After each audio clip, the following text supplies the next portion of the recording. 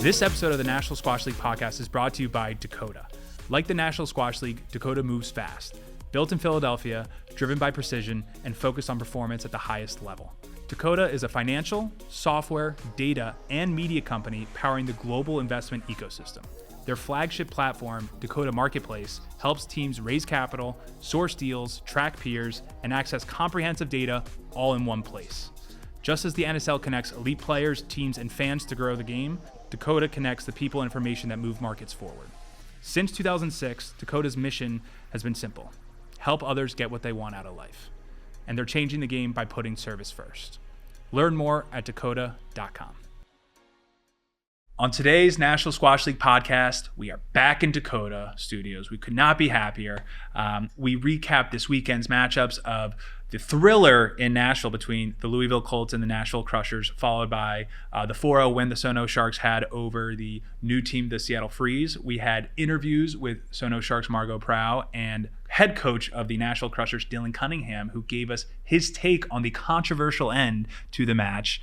And then Spencer and I wrap up with a preview of what we have in March here with the National Squash League. So without further ado, let's go.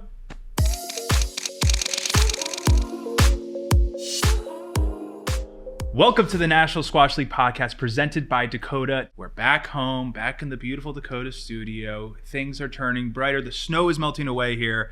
I'm a much happier man. And Spencer, by the way, I need to make sure everyone is aware of this. Daylight savings is this Sunday. Yep, so don't forget to turn the clocks forward. So sunsets now will be around 7 p.m. We're all going to be happier. Things are turning here in Philadelphia. Yep, it's a good time to be alive. Spring is my favorite time of the year, BG. My birthday is in the spring. Oh, all right. When's your birthday? May 14th. I did that so everyone's not going to bother you on May 14th. The day before. Yeah, well, that's good. That's great. I love that. The day before the Cleveland swing of the NSL, we've got SoNo in Cleveland, and then we have Newport in Cleveland, a doubleheader over there. So, will you be there? We'll see. I haven't done the schedule yet to see which NSL employees will be doing the matches, so maybe I'll take that weekend off. We'll see. And the only thing I'm mad about that we were not in the studio last week is you almost got away with the black eye. Now you can barely see it, but you kind of see it on last week's podcast. I don't know if you can zoom in there, Roberto, for the no, but what happened? Yeah, I just got clipped in the backswing, just playing a practice match with one of the Drexel guys, Fritjof Jakobsson, Swedish player who used to play for Drexel, doesn't graduated last year, but yeah, just clipped me. I mean, I hit a terrible shot in the middle, and I was trying to get around and get in a better position, and then boom, just butt of the racket to the eye, and I was bleeding everywhere, and it's a sensitive area. So people don't think squash is is a competitive or contact sport. It's very funny. This could be a nice callback. Robin Man Singh, do you remember him from Columbia? He and I had a match my senior year, and I hit, like you said, the worst shot in the world. And he could have called a let, but was trying to play through and almost be nice. And he clipped me in my chin, and blood's pouring out, and I had to get it all stitched up. And everyone was like, "Are you mad at him? What a mean guy!" Blah blah. And I was like, honestly, I deserved it. Yeah, exactly. That's what I told people too. I was like, I hit a bad shot, and he was just taking his space, and boom, you get hit. Sometimes accidents happen on the squash court. It's close quarters. It's it's a contact nature sport of the game. Yeah. Well, anyways, let's get right into it. We have a bunch of matches to talk about, but as always, is there any NSL updates that you want to tell the fans? Yeah, I mean, no big updates from me here. Honestly, the only thing I want to say is that we're not even halfway through the NSL season. We've already had some of the most exciting matches that we've had so far in the NSL. I mean, your opening day match against Atlanta Tornadoes, the New York men's match that came down to the wire, some really, really highly contested women's matches, amazing, first period from Melissa Alves, and then DC Inferno versus the New York Queens. And so we've had some, and then of course, not to mention the match that we're going to talk about today down in Nashville, but we'll save that for later on in the podcast. I'm going to jump now because there's one thing, before we talk into the details, there's one thing I need you to talk about. So in my career of watching squash, there's only been one person I've ever seen jump the glass to celebrate, and it was Ali Farag at Team World Championships. I think he beat Mohamed El Shorbagy. This is maybe 2 years ago. He climbs the glass and looks awesome. Only time I've ever seen it.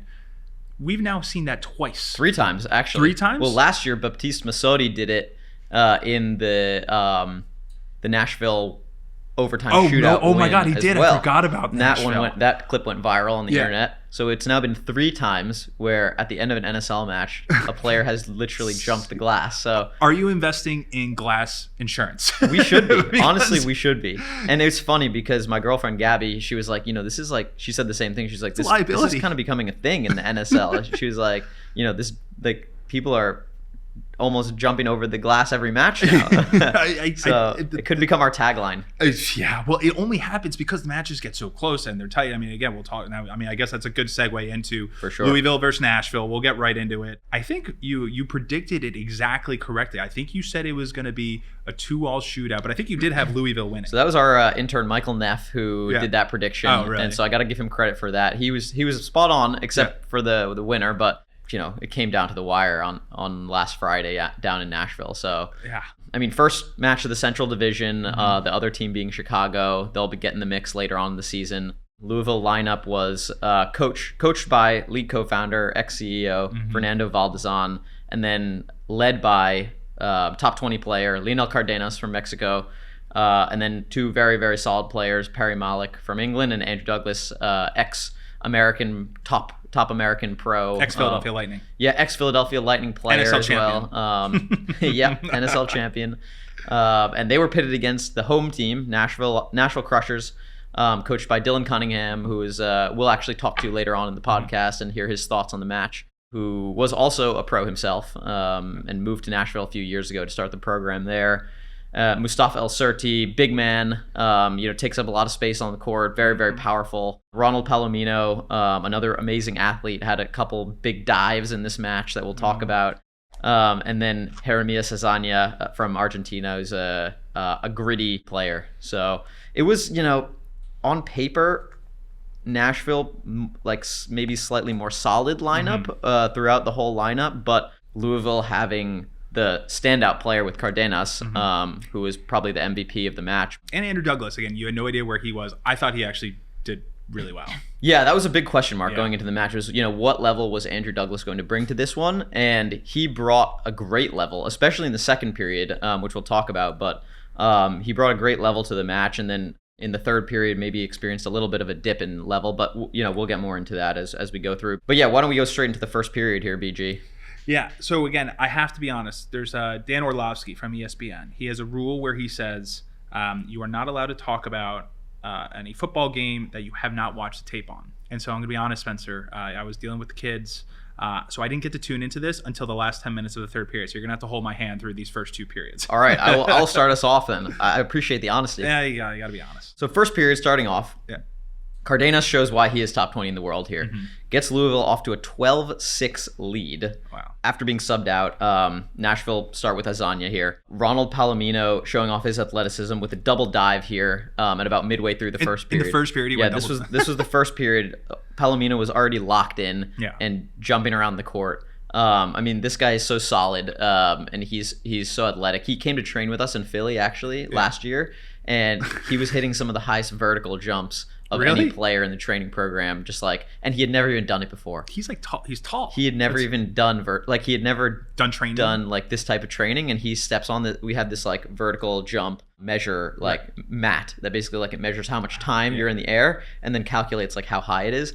Guy was hitting 27, 28 inch verticals just from cold. I got to see LeBron James vertical right now. I mean, LeBron James has a 40-inch vertical, but 40. Oh, whoops, okay. So nothing close to NBA standard, but for squash, that's pretty explosive. So yeah, he was showing that off in the first period, going all over the place. And he's been with Nashville all 3 years? Yeah, he's been a steady part of the Nashville lineup, I think, since the very first year of the NSL 3 years ago. So yeah, Coach Cunningham has definitely utilized him to the fullest potential. Right. But yeah, so Nashville in a bit of a hole here to start off the first period. They try to climb back from this 6-point deficit, putting on their big man El Surti with a power play late in the period. But Perry Malik absolutely snubs out this power play, holding only to 3 points for El Surti, which was pretty good considering El Surti is a pretty good attacker, good power on both wings.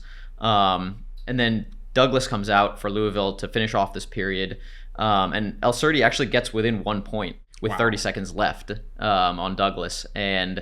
But a couple sloppy errors to end the period from El Surdi. So felt the pressure. Yeah, there was this one tin and a stroke, and then Douglas kind of got that like 3-point cushion with 30 seconds left, and then from there he was able to hold out the last 30 seconds. So a good start for Douglas to get his feet wet in that first period, and Louisville takes that one 24-20, going up 1-0.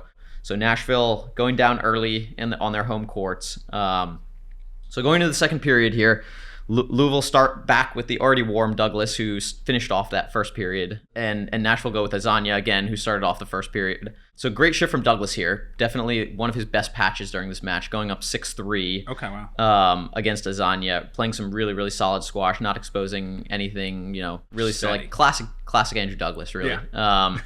And, one of the reasons why he was able to make it to the top 50 players in the world. So double sub as Perry Malik and El Surdi come on. Another kind of unsuccessful power play from El Surdi. He hadn't really been able to like find his groove in those first two periods. He was like struggling a little bit to find his range. Was it Perry or was it El Surdi? It's hard to know. I think you definitely got to give Perry some credit for just playing really clean, containing squash during the power play, and I think Perry, having been his second time playing the NSL, maybe learned a bit from that first experience in Newport last year, where it was a bit of a bloodbath. I'm not gonna lie, BG. It was, and I was on the court for that match, and Perry definitely took a while to adjust to the format last year, but Perry looked really solid. Honestly, Perry looked really solid last Friday on court. He looked confident.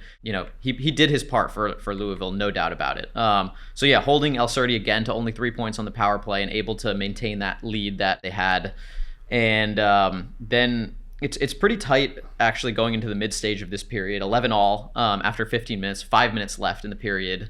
Really low scoring period here. What was the final score? The final score being 19-14 for Louisville, but with only 5 minutes left, it was 11-all.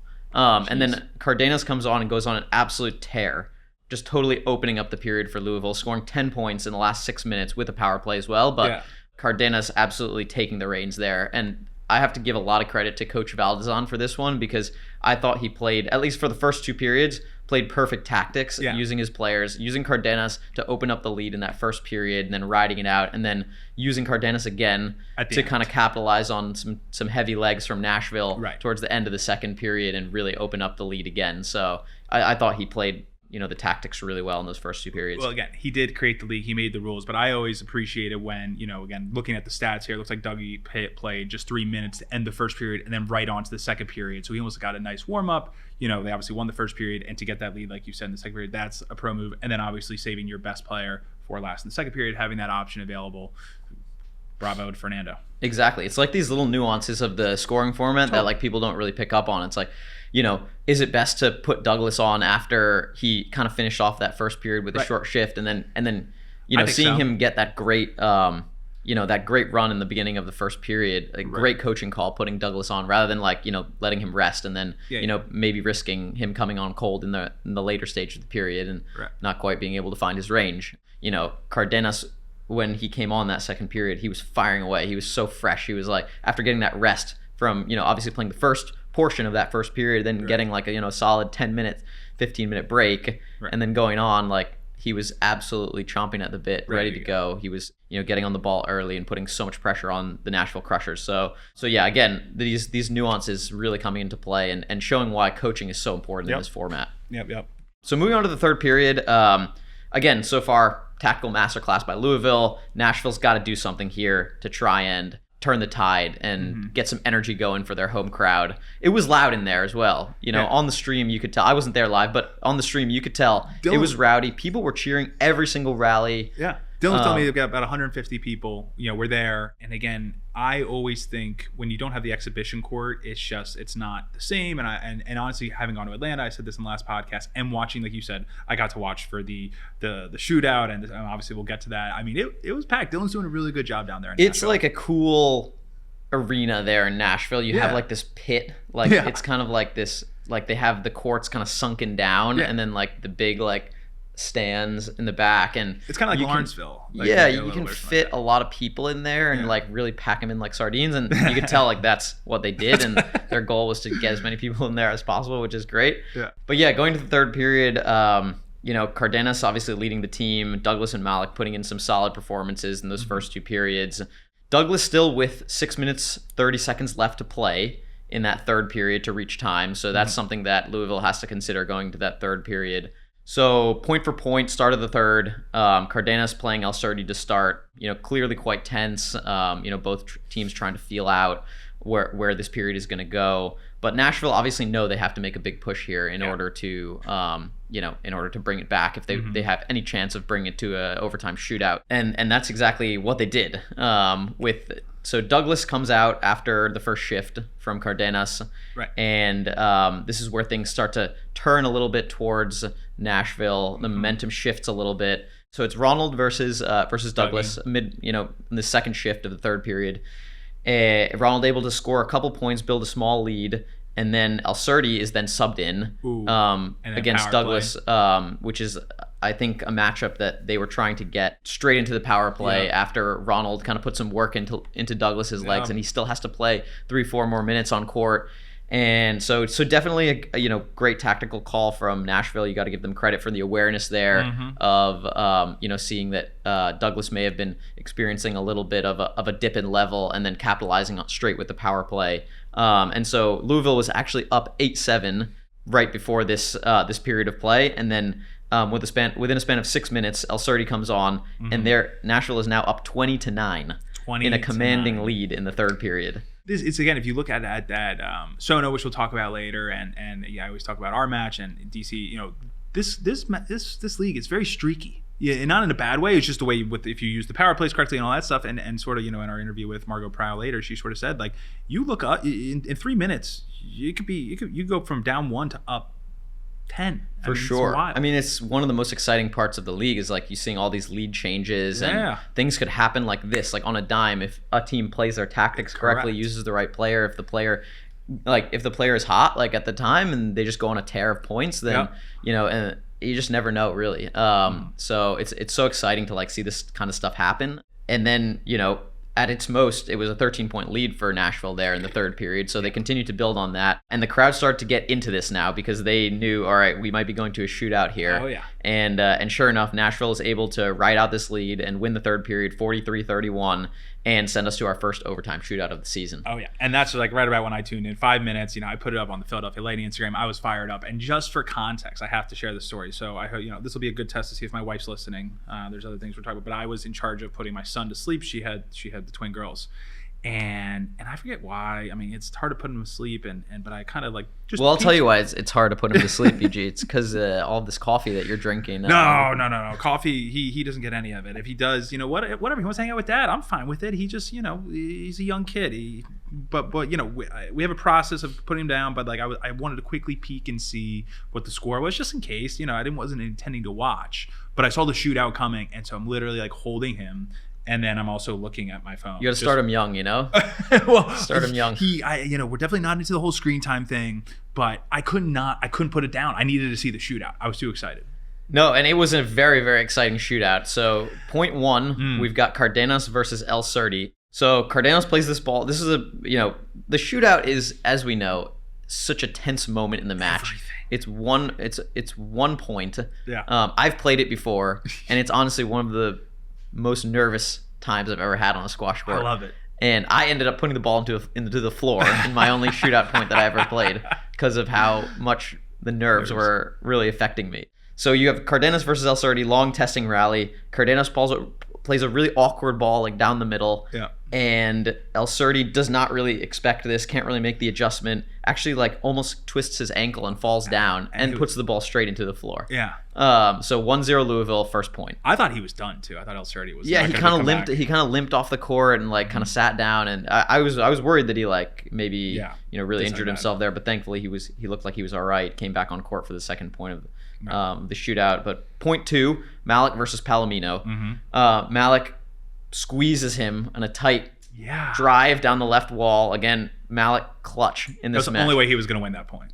Yeah, Malik has, he's got great accuracy down the straight lines, and he showed that during this point, stuck to his strengths, which is what you want to do in the shootout. You want to obviously stick to your strengths and don't want to try anything that, you've never really done before, because given the nerves and the situation, that's just not going to go well.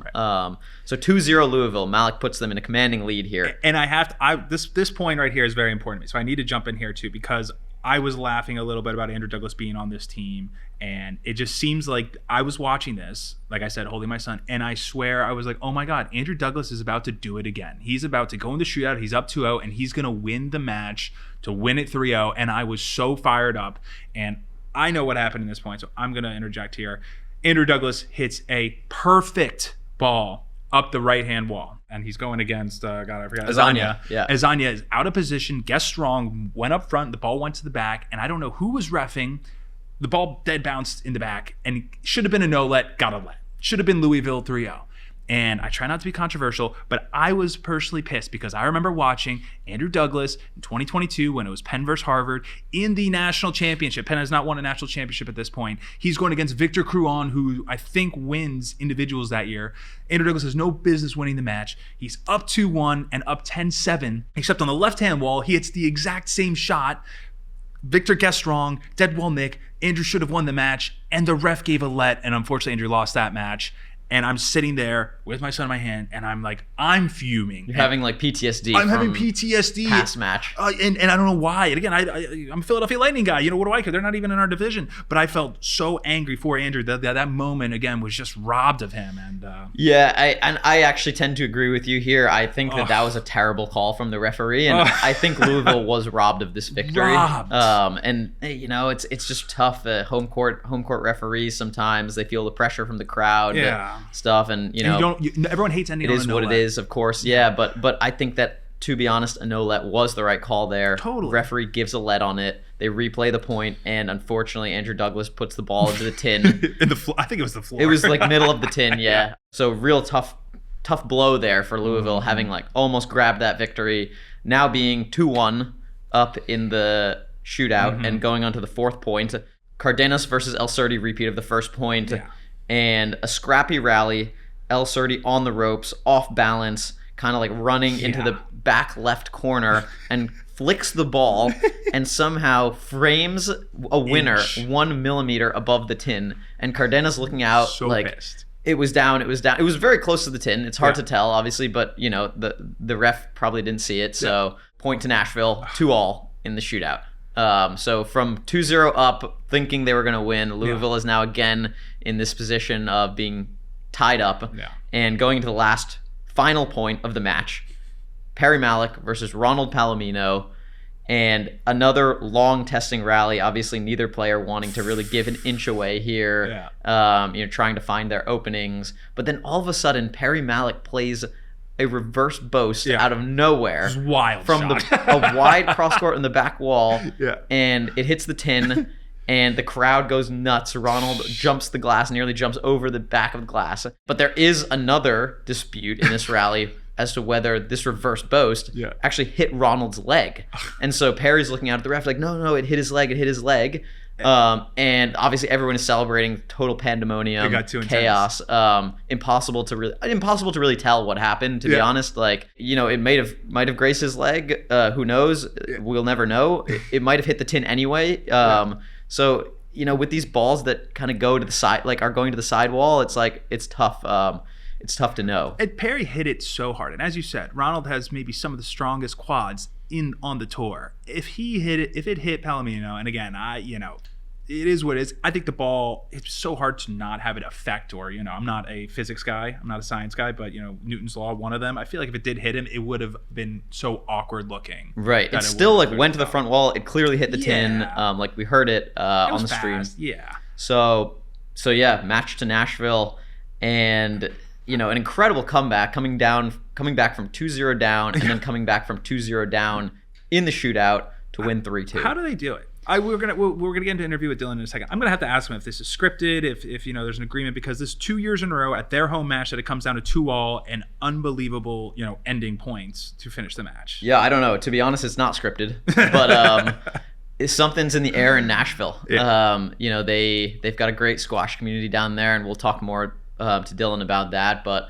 But yeah, I mean, I think they've been lucky to get two of the most closely contested matches in the NSL, with a deciding point shootout last year with Timmy Brownell hitting the Philly Bows to win, and this year with a crazy scenario at the end. So absolute treat, and but this is the NSL. This is the NSL. But all I have to say is it's just a shame. Every single match this year, there's been no controversy. It's been very easy. Every team that has won thus far deserved to win. This one, I don't know. Well, the jury's out on that. All the other ones, totally fine, but definitely high controversy in this match. It's it's one of those ones where it creates a lot of good talking points, which is great. That's why we're here. I think it's fair to say that Louisville was robbed of this win. Oh, man. All right. Well, so with that in mind, let's kick it to Dylan Cunningham to hear him and his opinion on the match and what happened. And this interview is presented by our main equipment sponsor, Dunlop Squash.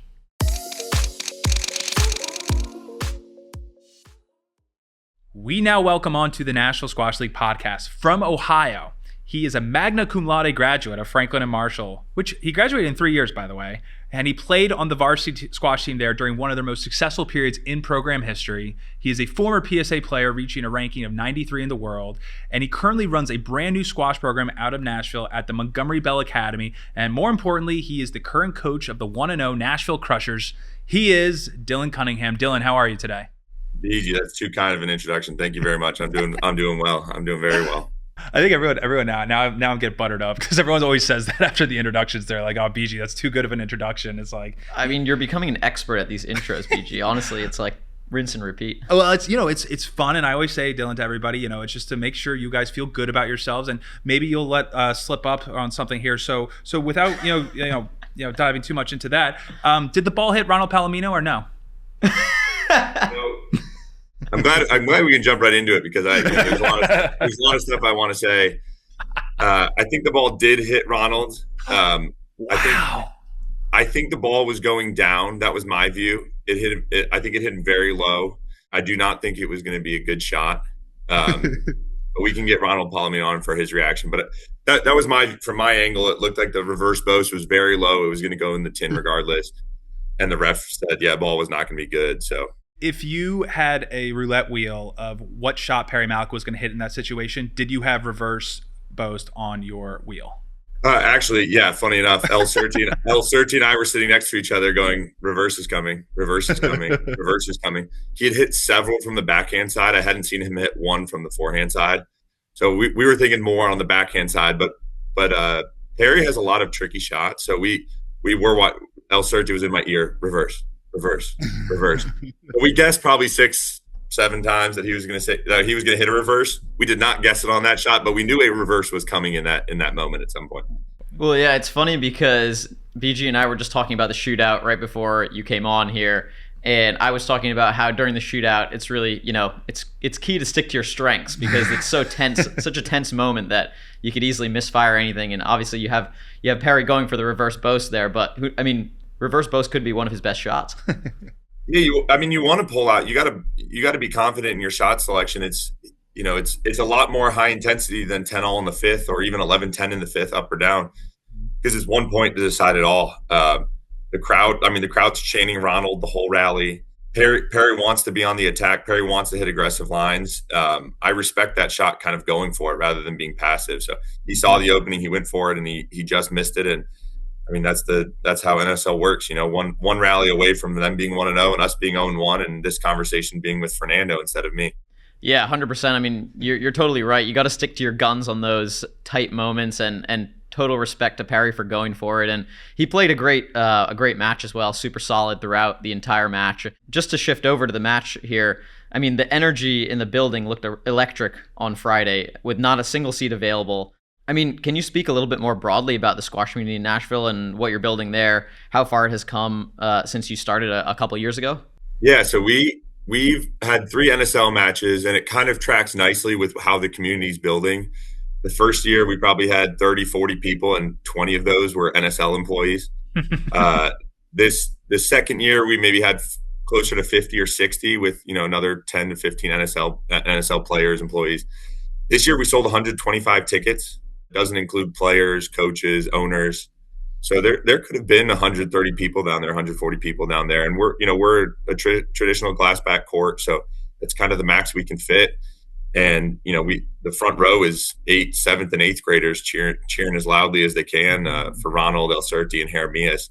The energy is electric. I think that the passion and energy that the NSL brings is such a valuable tool for cities like myself. And we're a much smaller market. We started this program 3 years ago, and to introduce boys this way, young boys, we're an all boys school, to introduce them to pro squash this way has been so much more groundbreaking than PSA tournaments, because they know who to cheer for. They're cheering for Nashville. They respect Leo. They respect Perry. They respect Andrew Douglas. They were in shock of them and all how incredible squash players they were. But their loyalty is only on Nashville winning points. It doesn't matter how. So to be able to bring that professional energy, to bring that professional level, and then on the flip side, to have the professionals being so loved and welcomed and cheered on, I think it brings as much joy to the players as it does the kids. No, absolutely. And Dylan, what I say about the NSL is it's very entrepreneurial in spirit, and what we're doing is it's tough. But I say that from my seat in the Philadelphia Lightning. And obviously, Philadelphia is the home of, the Olympic Training Center and things like that. And you not only obviously running, helping with the Nashville team and coaching the Nashville team, but starting this program and pretty much introducing a whole city to what squash is. Tell us about, how the NSL matches coupled with, I saw you guys were just playing in some middle school or high school nationals. Is that right? Talk about how the two complement each other and sort of help you in this, this other entrepreneurial, venture you're going on in introducing a whole city to a sport. They complement each other perfectly, right? So we have kids trying to learn the game, right? And we're a brand new city. So, my 7th graders look up to my 8th graders look up to 9th graders, et cetera. But there's really nowhere for my elite players to look. We're not in Philadelphia. We're not in New York, where there's the top juniors in the country, or there's professionals they get to see professionals training day in, day out. So for my really strong players who are beginners, they have 2-3 years of experience, for them to be able to see what's possible. They think they're really good at squash, and they are really good for playing for 2 or 3 years. But for them to see this is where I can take the game. This is something I want to be a part of one day. Having that aspiration kind of dangling in front of them helps me so much with motivation. At our clinics on Saturday, we had 2 clinics on Saturday with the pros, some young beginner kids and some young intermediate kids. The intermediate clinic was 1 hour. I saw kids leaving the courts 4.5 hours later. Wow. So they hit with the pros for an hour, and then we're on court for another 3.5 hours. The parents were exhausted. They wanted to go home. They had things to do, but their kids just wanted to be down there playing. They wanted to replicate the shots. I'm hoping none of them tried to replicate Ronald's celebration, but if that's what they want to do to try and be a professional, I'm okay with that. It's that energy, the passion, motivation that is why the NSL is so good for someone like me. Well, yeah, I was just going to say, it was an awesome show to watch on the stream. And again, the energy was awesome in the building. So you could tell that the juniors were really, really getting into it, and they were really invested, which was awesome. Now for the match. So what were the tactics going into this one? You had a very solid squad on paper, and where were you looking to expose Louisville, and how? Well, we definitely didn't want. We knew we didn't have much of an option exposing Cardenas. So then immediately we're looking at Perry, and we're looking at Douglas. At the end of my match interview, I said it. I'll say it again. Fernando put together an excellent game plan. Douglas is a really sharp player. He's not playing full time, so we knew he wouldn't be in the best shape he's ever been in. So Fernando protected him a little bit from the power plays in those first 2 periods. So we were getting a little nervous. But as soon as we saw the math, Dougie had to play a lot of minutes in that second period. And, I like to save my power plays. I think most coaches like to save their power plays, especially in the third towards the end, just if they need a little boost here and there. But as soon as they put Dougie on, I knew we needed to attack him. I knew he was going to be on court for maybe it was something like 8 minutes. So I knew we had 2 really good chances to build a lead in that third. So Fernando put together an excellent game plan for the first and second. We tried to attack Perry Malik with some power plays, and El Surti and I were so frustrated. Perry Malik's power play defense, it was unlike other players. He wasn't going for the lobs. He was going for really good chipped basic shots. I think El Surti had 1 or 2 chances to slam a nick away, and I think he put one of them away. You guys might have the stats, but yeah, it was El Surti was only able to score 3 points on each of those 2 power plays on Perry in the first 2 periods. So incredible defense. Combined 3 or points each. It was 3. Total. It was 6 total, but it was 3 points each. And Perry did an incredible job at defending those 2 power plays. El Surti, it was just so hard for El Surti to find any angles. Yeah, El Surti had no options. I mean, again, he had 2 really easy nick opportunities, and he hit one of them. Other than that, he had to really squeeze Perry, and Perry was squeezing El Surti. So it was fair play to El Surti. Fair play to Perry Malik for just putting together an excellent power play defense.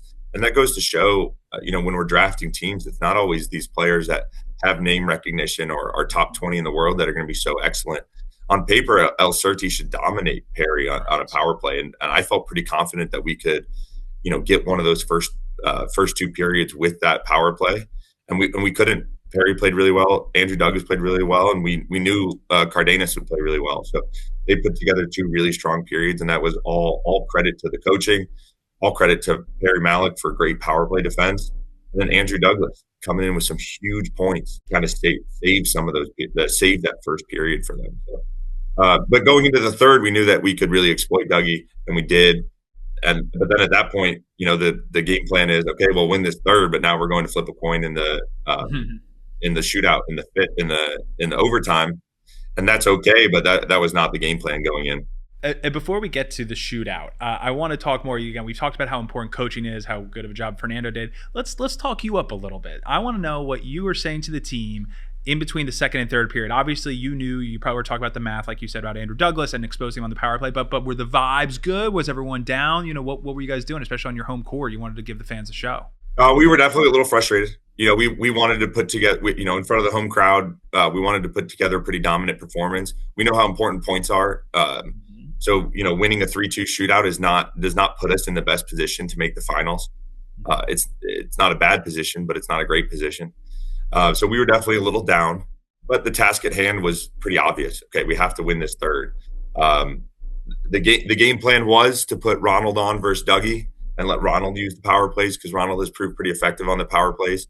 And then I have this big, boisterous personality, the only player that's bigger than me, El Surti, in my ear. After we call one power play, El Surti's like, I want him. I'm like, this is going to mess up the substitutions. He goes, I don't care. I want him. So I listened to my players. I threw him on for the second power play, and that proved really effective. I think we had an 11-point lead at that point. There were still 15 minutes left, something like 15 and a half minutes left with an 11-point lead, which is nowhere near comfortable. It's not a cakewalk, especially with we're out of power plays and they had one more. We were limited on substitutions at that point. So getting that 11-point lead, they got a timeout. We talked to the team. Jeremias put in a really good shift. And then he gave El Surti a 10-point lead versus Cardenas with about 8 minutes left. And we felt pretty confident, and El Surti felt pretty confident he could see that one out. It got a little close at times, a little close for my liking, but El Surti ended up seeing it out, and Cardenas ran out of options. El Surti was able to, kind of extend that lead a little bit, and it was just too much for Cardenas. Right. So you guys are able to capitalize on that lead that you build in the third period and take us to an overtime shootout, 2 all-in periods. So between that third period and the overtime, what did you say to your guys? What was your, mid-match pep talk there? And then also, how did you decide that lineup going into the overtime shootout? What were your thoughts there?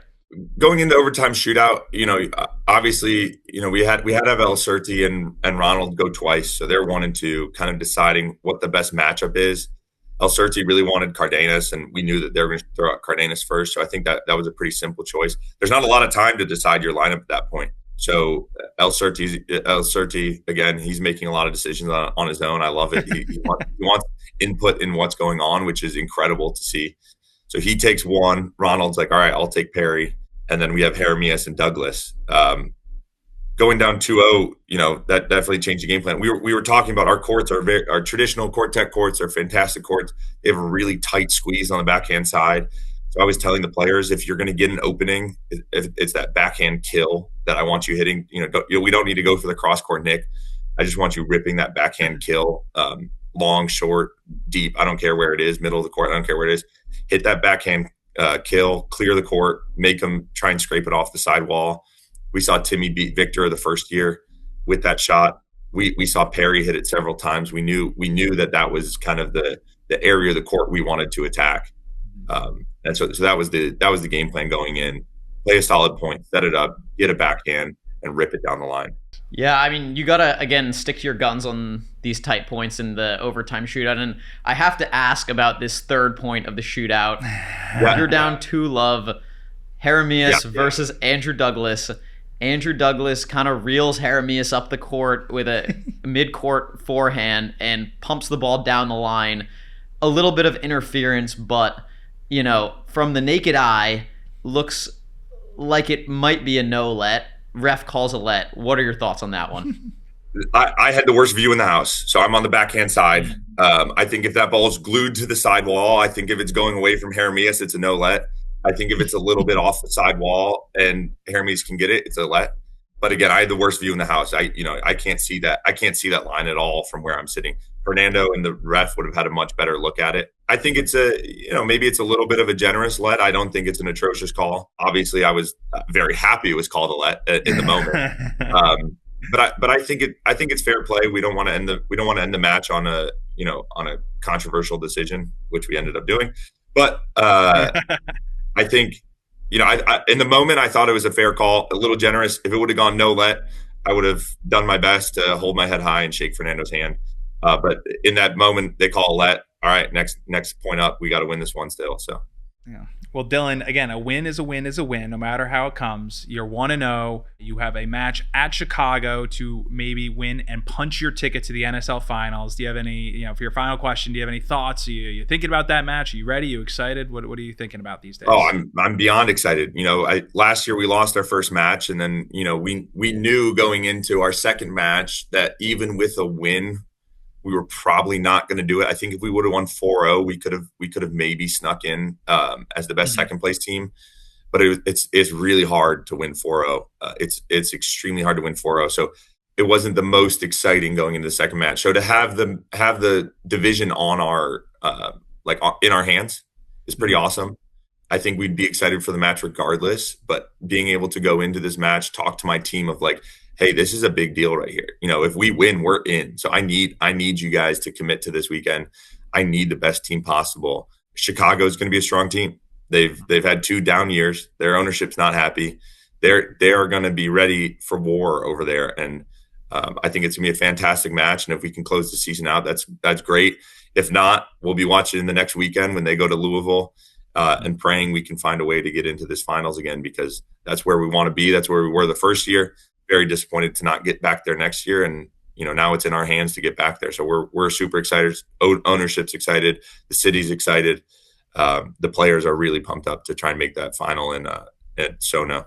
Well, it is win and in for you, and we're excited to tune in for that match in Chicago on April 11th. So all the viewers out there, definitely tune in to see Nashville back in action on April 11th versus Chicago. Dylan, thank you so much for coming on today. Are there any things that you want to make the fans aware about? Anything coming up in Nashville, great squash things going on in Nashville that you want to talk about to finish here? No, I just think we need more NSL in this city. The biggest question I got from the parents and the kids: when are they coming back? So 100%. To have that energy and passion, it just goes to show that we can grow this great game on the professional level, on the junior level, at the adult level. And NSL is going to play a huge part in that. So we're excited to be a part of it, and we want to win, but we're ready to keep growing this game down in Nashville and make our little statement in this new city of squash that we have grown. Well, we're excited to have an awesome fan base building down there, and you're doing a great job with the community, and obviously this match is a testament to that. So thank you for your insights today, and good luck in the next match. All right. Thank you, Spencer. Thank you, BG. You got it, Dylan.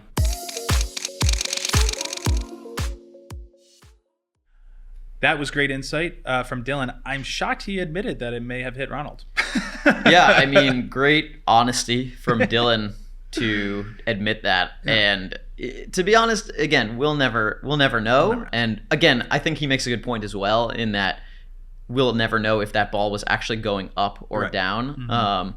I also liked his comment about Perry Malik really sticking to his guns on that one, because initially I was thinking why would Perry play a reverse boast like this in such a moment? But you got to shoot your shot. Shoot your shot. You got to shoot your shot That's the point sometimes. of the NSL, and baby. if you feel it, you feel it. Yeah. If he won, it would have been just as electric as not as electric as Timmy's shot, but like if you went on a reverse, I would have as a double squash player. Oh yeah. I would have gone crazy. Yeah, for sure. Georgie would have been out of the hands. It would have been a sick way to finish. So live by the sword, die by the sword, and I do respect that move. But yeah, I mean, props to Coach Cunningham for his honesty there, and great insights as well for his strategy and how he was able to come back from that deficit. Yeah. Okay. So now we're going to transition to the women's match of the weekend. It was the new team, Seattle Freeze, traveling to Norwalk, Connecticut at M Squash to play the SoNo Sharks. Now, before we begin discussing this match, Spencer, I have something to discuss with you. When I was doing this podcast solo last year, the SoNo Sharks were a big topic of mine because I was lamenting the fact that they kept wearing these silly fins on the back of their shoulders as they are warming up. It's one thing, but then they literally, I think their second match last year, played some of the match with the shark fins on. You were there, right? You were at the match? I don't think I was at the match. I was definitely watching. Okay, you were watching. I was watching on the stream. What is your take on these fins? So Kathleen came to me at the beginning of the match and she said, "Are we allowed to use the fins again?" She asked you this year? She asked me. What about last before year? the match this year? But what about last year? I don't know what the rulings were last year, if that was allowed or if it wasn't allowed. I guess Fernando. I wasn't. I wasn't involved. That's right. So, but she asked me, are we allowed to use the fins? And to be honest, from my perspective, I think it's great. I think it's great value. I think it's good. I think it's a nice little unique thing that they do. Yeah. And I said, look, as long as it doesn't impact your player's performance, go for it. Doesn't it look uncomfortable? The straps, I was like, swinging the chain. For me, it's up to them. Yeah. If their fans like it, it's a cool little gimmicky thing. But and I think, to be honest, in this match, they only did it for the warm up. They did. They never did it during the actual match. Last year they did though. So I think it's a cool little touch, the mascot. And to be honest, they did an amazing job of setting up this venue for the match. They had the turquoise and white balloons everywhere. They had I don't know if you were able to see, but from the ceilings they had these blow up sharks hanging around everywhere. I only saw it because of Ryan's video. Yeah, right? they had Sharks merch, a Sharks merch stand. They had the logos everywhere. I mean, they did such a great job with the branding and the team representation. So I think it kind of fits with the whole. They had the shark mascot. That's what I said. The mascot's cool. It fits with it fits with the whole vibe of the match, and I think that's the cool thing about the NSL is that each team can kind of do the match the way that they want. Mm-hmm. And I fully support that. Yeah. So okay, all right. So we'll get into the match. For the Seattle Freeze, new team, they were led by Nada Abbas, Miriam Metwali, and Hannah Craig. SoNo Sharks had Salmahani, Margot Prow, and Lucia Bautista. Final score of the match was 4-0, 35-21, 41-31, and a very tight 49-46. Now, I have to mention this because Dylan mentioned too. It's very hard to win 4-0. Do you know what was the last 4-0 win in the NSL, Spencer? I think there was one in the playoffs last year. One. Oh, yeah. It would have been your match, actually. The championship. There were a couple in the playoffs last year, but yeah, the last one. The most recent would have been the championship. Philadelphia. Just making sure that was easy for you guys, right? Easy for you guys to win 4-0. Cakewalk. It's getting harder and harder as these teams get more competitive and the matches get more competitive. And the strat, the power plays, the people subs. are figuring out things here. Now, the other thing that was great about this match, and we'll dive in after this, but you guys had a DJ. We did. Playing the whole time. Yep. Playing during the points. How was it? I mean, it sounded like it was cool. So it was funny because our DJ Raghu turned up that day and he brought his full DJ deck with him. He looked great. And he was on the stream. It wasn't planned actually to do that at the start of the match, but he brought his whole DJ deck and he was like, "Hey man, do you want me to try and do this do a full DJ set today?" Yeah. And I was like, you know what? Screw it. Let's try it and see if people like it. Yeah. And this is, again, the NSL. We're still experimenting with, everything. Basically experimenting with everything to see if people will like it or not. And so he gets into it, he puts the headphones on, he starts doing the whole mixing. DJ mix thing. And honestly, I thought it was great. And I think it worked especially well because there was a junior tournament going on at the same time. So it kind of drowned out the noise of other squash balls hitting on other courts and stuff. And then it also encouraged the crowd to be louder and to cheer more, because I think one of the main issues with a lot of squash matches is it's too quiet. It's too sterile environment. Correct. And by creating more noise and stuff, people were cheering, people were clapping, people were getting rowdy. Once people got a couple drinks in them, they started to loosen up a little bit. And I think that music really contributed a lot to the environment. So well, I think I've said this to you before, I think on this podcast. The NBA does that. The NBA plays music while you're playing, and you don't recognize it while you're playing, except, and I think I said this too, there was one time where they didn't do it. It was, I think it was 2018. The New York Knicks stopped the music, said no music for the game against the Golden State Warriors when they had Steph Curry, Kevin Durant, because the advertising was so people could appreciate and love the game. And it was just dead silent the entire time. And both players and fans after, they were like, that was awful. that was just not fun. It was sterile. And that's the thing. Like, I think traditional squash fans will say this is a bit weird because like this has not really ever been done before in squash. But I think it's really only because it's never been done before that like people aren't really used to it. Mm-hmm. So if we can make it more of a precedent at squash matches to make it rowdy and loud and lively, I think people will really enjoy it. And to be honest, like most of the fans came to me after and they're like, that was really, really awesome. Like great music. Like the DJ was great. Yeah. Exactly. So I think the proof is in the pudding. I agree. It was a great addition to the match. So all right, so we're going to get into, and on that note of trying new things, I'm going to try a new thing to summarize this match. We're going to go period by period, but I'm just going to talk about the big turning points and who was most important in this period, because SoNo did win 4-0, getting ahead of it. Salma Hani was the player of the match by far. She was very important every single period, but overall it was a very well balanced match from coaching and players alike. But we're just going to go to the first period and we're going to go to the turning point. So Salma Hani comes on second shift in the first period. She comes on down 9-7 and then she's down 12-13. And then we've talked about this already in the podcast. This format, somehow you could just flip the script. One player can flip the script so quickly. We've had Muhammad Abu Algar already this year. We had Melissa Alves. We've had Amanda Sobey, winning 30-5. Salma Hani won 15 points in a row against Nada Abbas and Hannah Craig before being subbed off. It could have been 25, if she hadn't been subbed off. But in her shift in the first period, she was unbelievable, and she pretty much flipped it from being down 2 to up 13 by the end of her shift. Yeah, and again, this is where Salma Hani is so dangerous, especially on a glass court like this. It's a dead glass court over there at SoNo. There's a lot of dead spots, a lot of, if you hit your spots well, you're going to do very well on this court, and that is her game style. She is a shooter. She likes to play creative shots. She's got a great technique. She's super smooth around the court. She knows how to change the pace well. So, and that's exactly what she did, and she hinted at why she is the player of the week this week. And why she was, SoNo's best player that day in that first period. Yeah, I mean, I think she loves that court up in SoNo. And this is really a big warning for the playoffs, because last year in her home match with SoNo, she was a plus 20 overall, which is very hard to do. So Salma was the MVP of the first period, and they took it 35-21.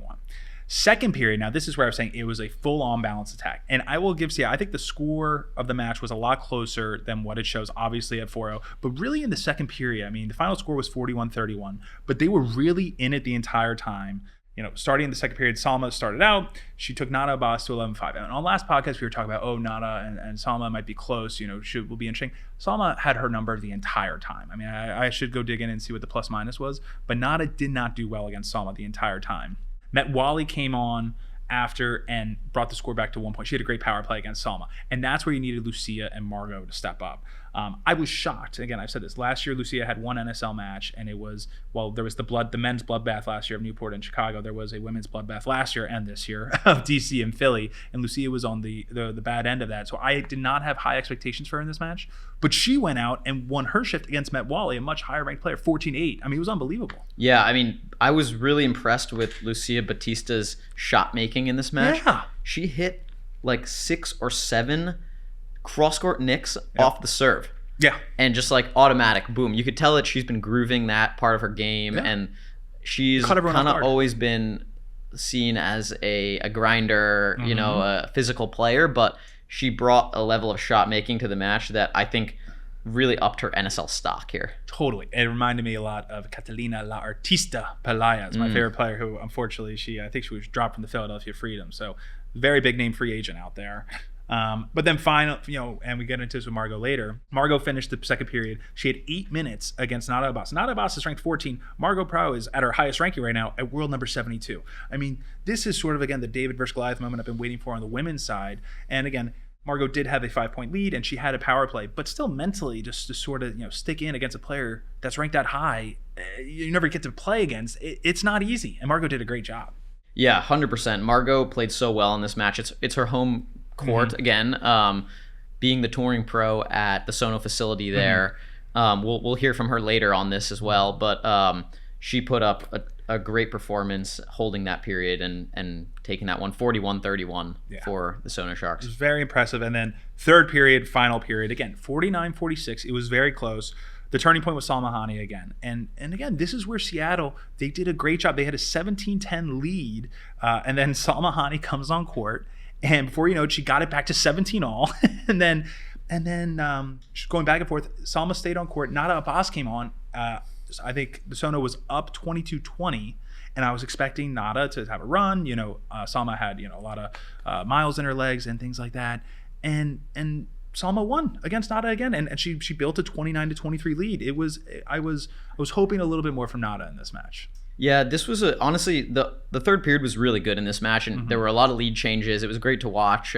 The players were really, pushing hard, and you could tell Seattle was really pushing hard to try and bring this to an overtime shootout. Miriam Metwali put in a great performance, and I agree. I think that maybe it wasn't Nada Abbas's best day. I think we have seen some better squash from her in the past, but I think Miriam Metwali did a good job of trying to put the team on her back a little bit in that third period and keep Seattle in the mix, but unfortunately just came up a little bit short there in the end. Yeah, I mean, again, it got back and forth. Salma did a great job, but Seattle worked it back to 38-37 before Margot called a great power play. Again, she had 11 points in the power plays in the last two periods. I mean, that was a real game changer. And that's why I said, while Salma is the MVP of this match, Margot and Lucia both had very meaningful minutes that totally shifted this match, and it could have gone either way. We get into it with Margot. There was definitely some interesting coaching decisions at the end from Kathleen. Coach Kathleen, sorry, and it was her birthday, which is very important. I should mention happy that. Birthday, Kathleen. We went out to a very nice Himalayan dinner after the match. At Himalaya SoNo. Very good spot if you're ever in South Norwalk, Connecticut. Well, hopefully the Philadelphia Lightning will be there in June. Oh, this is true. Yeah. You can book your post-match dinner there. Yeah. We talked to Margot about the end, but all that is needed to know about this match is 49-46. The end of the match was very messy, so listen to our interview with Margot about it. But I want to just wrap up this match. My favorite part, and this is my favorite part about the NSL, Salma Hani's interview with Bill Buckingham after the match. It's a rare moment in squash that you get to talk about teammates, and they're not coached to do it. Obviously, I think in the NBA and hockey, you see these guys, they always talk about their teammates first. Salma, first question, how does the match feel for you?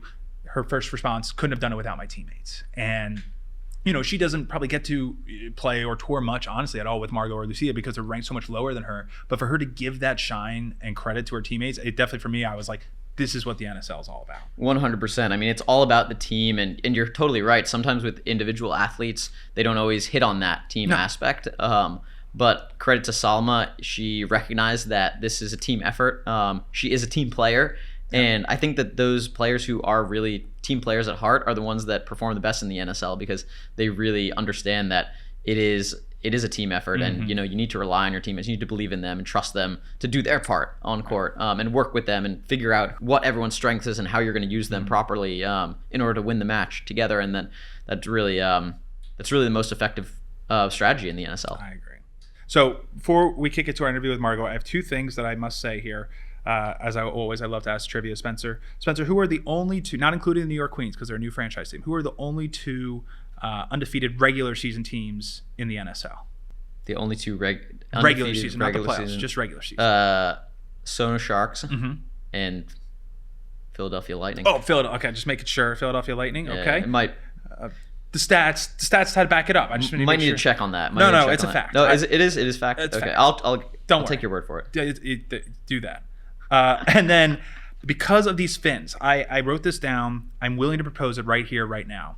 If the SoNo Sharks win the league this year at their home courts, because of my not dislike, I will say, for those fins, I will never breathe another word about those fins again, and I will wear my own pair of shark fins every episode next season on the podcast if they win this year. Well, there you have it, folks. BG will wear a shark fin for every episode of the podcast. You will do this. But if they lose, they need to at least consider retiring the shark fin. I think that's a fair proposal. We will we'll send that clip to the SoNo Sharks and get their reply on it. Okay. That we could do. All right. So without further ado, let's kick it to our interview with SoNo Shark Margot Prow on the match, how she delivered in the power play. And this interview is presented by our main equipment sponsor, Dunlop Squash. We now welcome on to the National Squash League podcast from Barbados. She is a 3-time winner on the PSA Tour, a 2-time Mid-Atlantic Squash Conference first team from Drexel University, a current touring pro out of M Squash in Norwalk, Connecticut, and of course, a member of the 1-0 SoNo Sharks. We have Margot Prow with us today. Margot, how are you? Hi, yeah, I'm good. Good morning. Feeling good. Good. Now, before we get into the awesome match of the weekend, I have to ask a very important question because you were a part of NSL history that I'm actually quite jealous of, and I've said many times on this podcast before. You were part of the first NSL trade ever. And I want to get your thoughts on how it happened and the process. And, did you have your agent speaking to SoNo? Were you going to withhold playing in DC because you wanted to be in SoNo? Tell us about how that happened. Yeah. It was, I also didn't know I was the first trade, so that's kind of cool. But I, put myself out for the draft. Thought that if I had a possibility of being drafted, it would be with the SoNo Sharks, considering that's my home club. And then watching live in the draft, and suddenly I was picked by the DC Inferno. And I think a previous Drexel assistant coach might have put my name out there, and the DC Inferno team picked me. And I think Kathleen was kind of panicking and didn't expect that, and immediately traded me, which was nice, but also, I didn't get a chance to speak much or get to know the Inferno team. So very quick trade, like you said. You know why DC drafted you, right? I believe it was Dylan Cunningham. Well, it's actually because you're left-handed. Their strategy last year was specifically on just drafting lefties, and clearly you were one of the ones there. I mean, it was you, Jazz Hutton, Amanda Sobey. It was actually unbelievable, but then the trade happened, and clearly something happened. Margot, based on your performance from this past weekend, it was definitely a good trade for the SoNo Sharks, I think. So back to this season, you just had an awesome win this past weekend against the new Seattle Freeze, 4-0. Just another walk in the park, right? Tell us a little bit more about the match and your thoughts on it. Yeah, it was a really good win.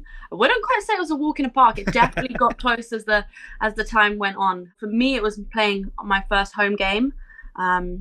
So a lot of fun, a lot of high intensity, great atmosphere, and that third period when it was 47-46.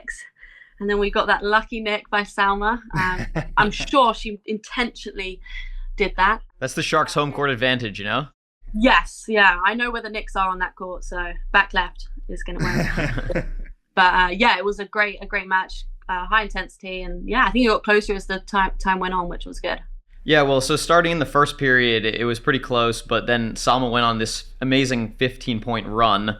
How nice was it to play squash with a 14-point lead there? Oh yeah, it does kind of take the pressure off a little bit when Salma racks up a few good points, and then for me it was just I knew I had to kind of just keep that gap as big as I could, extend the rallies against Hannah. I think I had against towards the end, and it's always nice when you got a bit of a cushion to fall back on if needed. But the second period was not as peachy. And when you watch that second period, it was a fully balanced team effort, from all three of you, Salma, yourself, and Lucia. And for you had a full 8 minutes to end against Nada Abbas. I mean, first off, have you ever played a player ranked as high as Nada before? I haven't, no.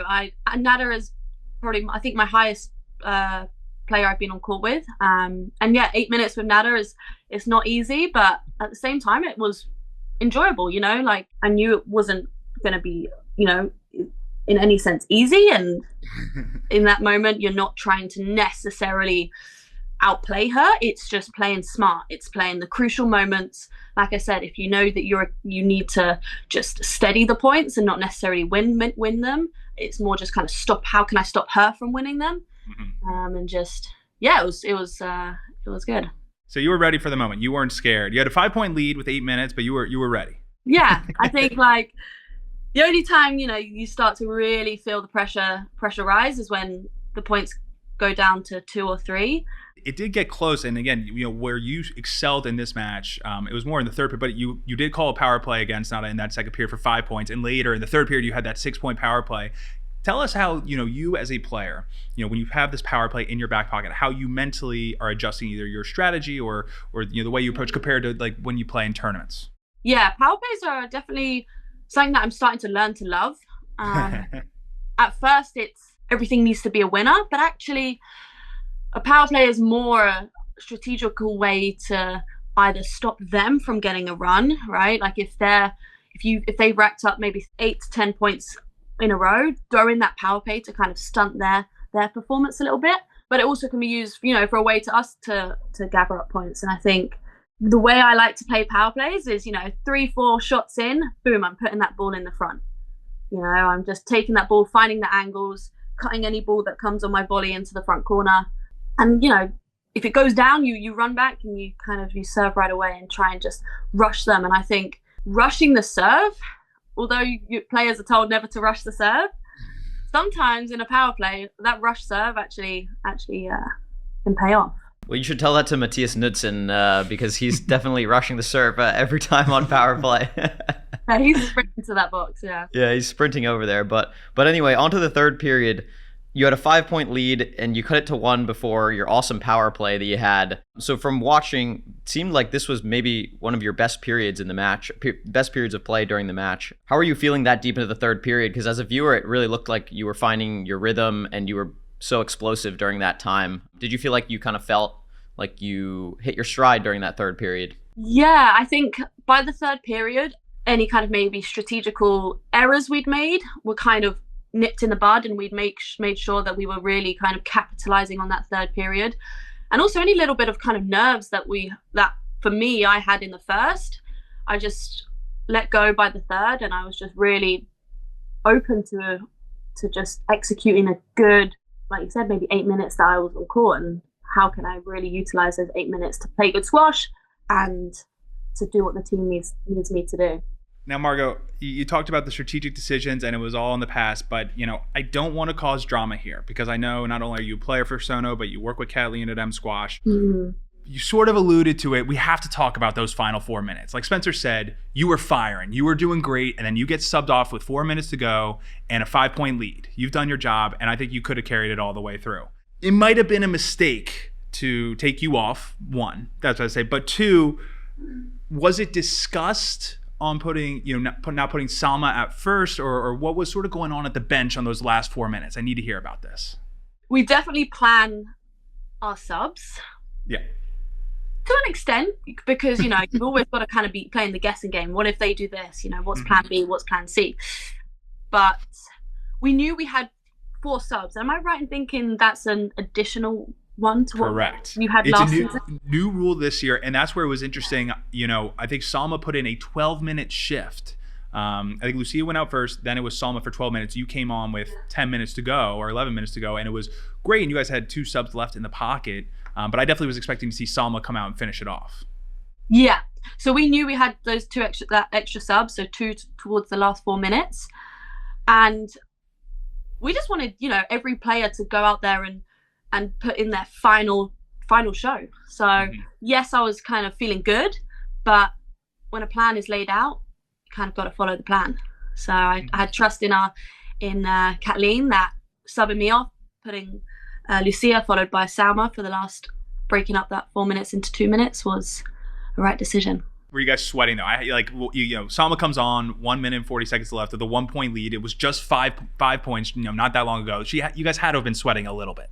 Oh my gosh, yeah, we were. And it's funny because you don't realize how quickly it closes, like 1 minute you've got it and you look up to the scoreboard and it's, 1 minute in, 1 minute, 1 point difference. So. And I'm not going to lie, Hannah Craig played some great squash towards the end of that period there too. You have to give her and the Seattle Freeze a lot of credit for fighting back in that third period. I think they were down by quite a bit, and then Hannah Craig was kind of like in the zone. And then I spoke to her after, and I was like, I actually asked her, I asked her, did you know that if you just won that 1 point there, because she had a really good 2-wall boast that Salma barely got it back. Yes. I asked her, like, do you know if you won that point, like you would have tied it up? And she was like, oh, I didn't even realize, like I didn't even know how much time was left on the clock. Really? Like she was like in the zone. So yeah, it really could have gone either way. So I can imagine on the SoNo bench it was tense.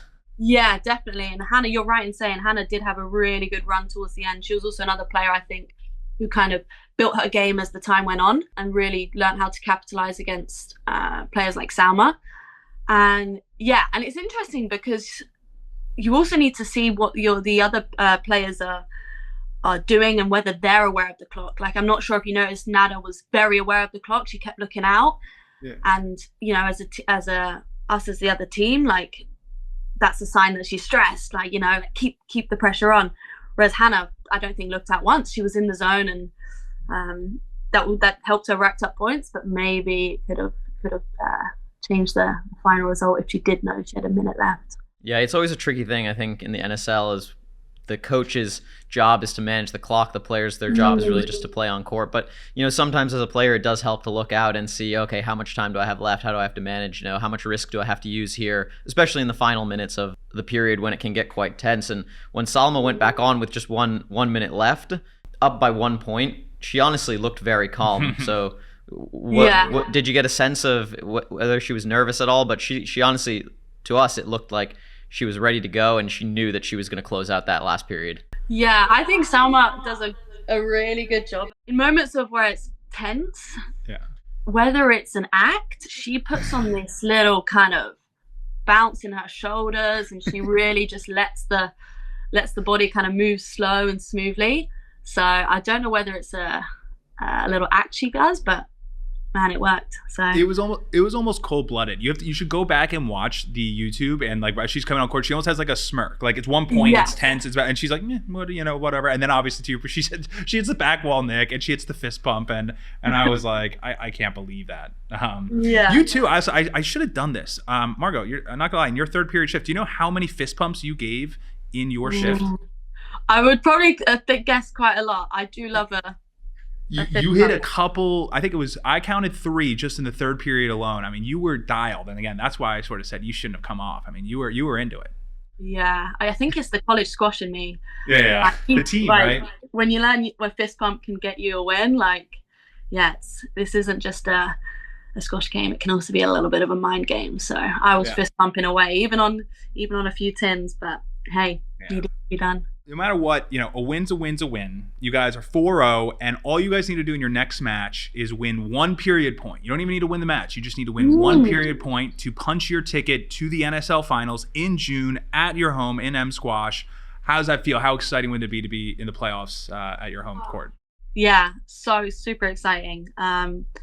Just playing another home game, and it would be amazing to get a few more of the Sharks involved as well. I definitely think we can see a little switch up on the teams. As of yet, I'm not sure what that's going to look like, but it would be amazing to have another full set, or maybe even the whole team there to support. And home game. And I think I would maybe being a bit biased, but I think M Squash there's not a better place for it. They really do a great job at putting on a fantastic show and building an atmosphere, and that glass court is very, very good. So. Well, yeah, I mean, we are so excited for the NSL Finals. It's going to be such a great event in June. And thanks so much, Margot, for coming on the podcast today. Just to wrap up, why don't you tell the fans a little bit about your next steps, any tournaments coming up, anything else you have going on that you'd like the fans to be aware about? Yeah, thanks, Spence. I'm in the middle of the tour. I'm actually flying to Vancouver today for another PSA Copper over there. So got that as of this week.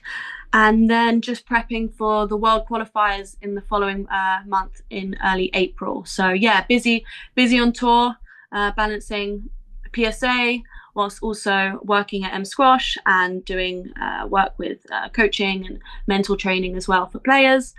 And then, of course, looking forward to June 10th, where we've got the NSL final. Awesome, Margo. We hope to see you guys there and all the other Sharks as well. Will be an awesome event, and thank you so much for your time today. Thank you, guys. Thanks for having me. See you, Margo.